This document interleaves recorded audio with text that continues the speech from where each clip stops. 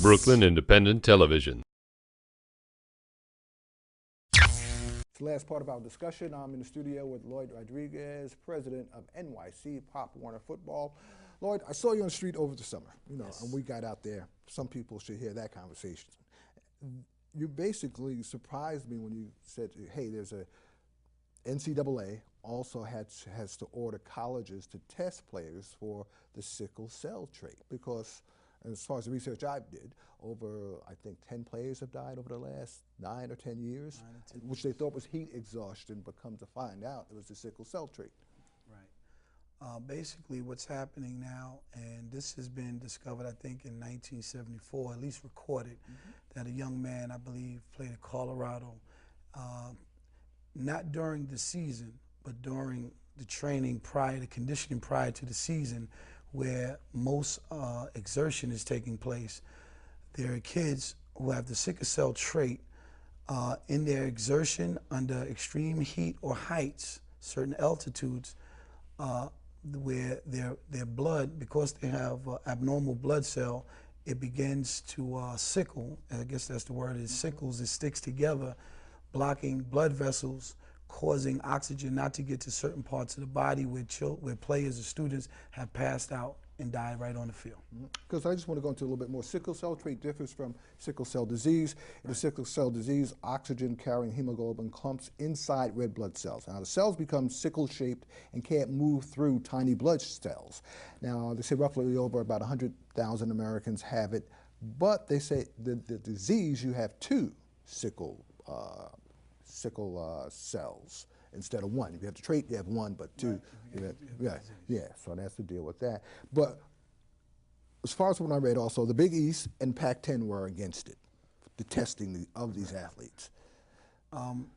You know, it's sad. First of all, I think every parent should have blood tests taken of their children when they're young to find out, you know, what type they have or if there's any abnormalities in the blood.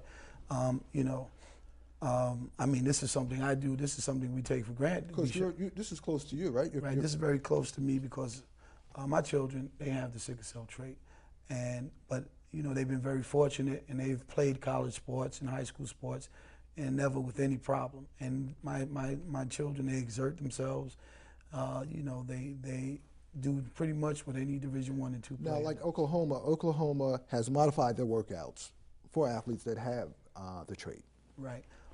Especially the football, because it's more in football than basketball because of the workouts in the summertime. Right. Well, I'd like to give an acknowledgement to Howard University. I believe Howard University had a doctor or a student there that pretty much discovered the sickle cell trait in sports and the damages and the threats to life, you know, the situations.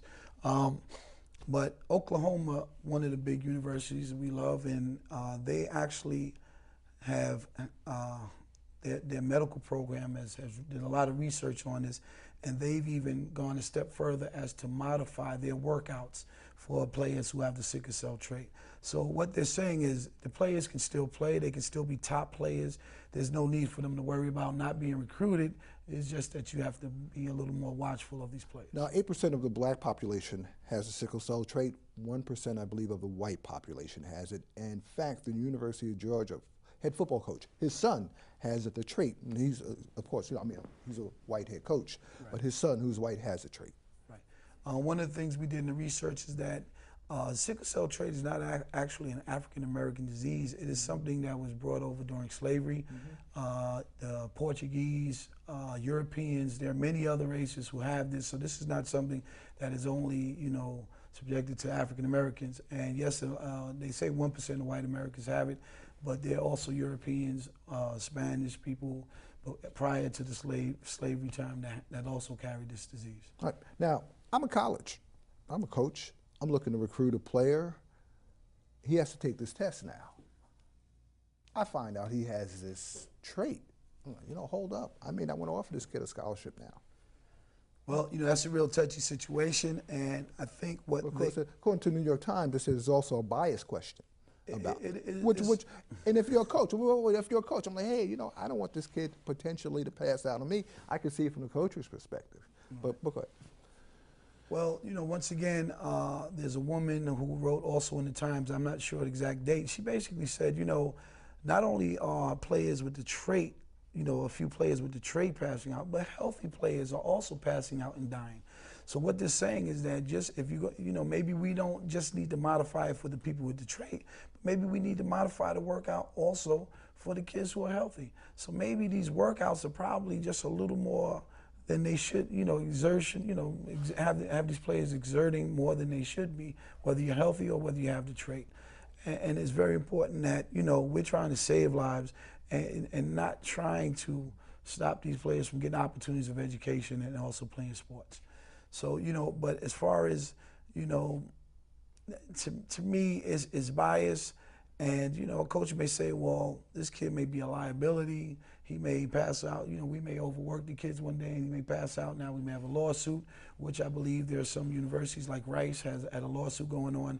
And I think the parents of the student who passed away at Rice, they were one of the people, instead of suing for money, they pushed to have the test put through, which is now going to be implemented now. And one of the things I think testing, they do have a little position in that testing where they could actually, if I get this right, and I hope I'm not wrong on this, but they could actually deny the testing if they can prove that they were tested sometime early in their life, which to me is a little loophole in getting kids to get through without getting tested. And also there's an opportunity, from what I read, that the player may be able to sign a waiver too. Right. And that's another way of getting around it, but unfortunately the kid may be in trouble medically. Lloyd, always a pleasure to have you on. Yes. And, I'll have you on again sometime throughout the year. Watch this and other Brooklyn Independent Television episodes online at brickartsmedia.org/BIT.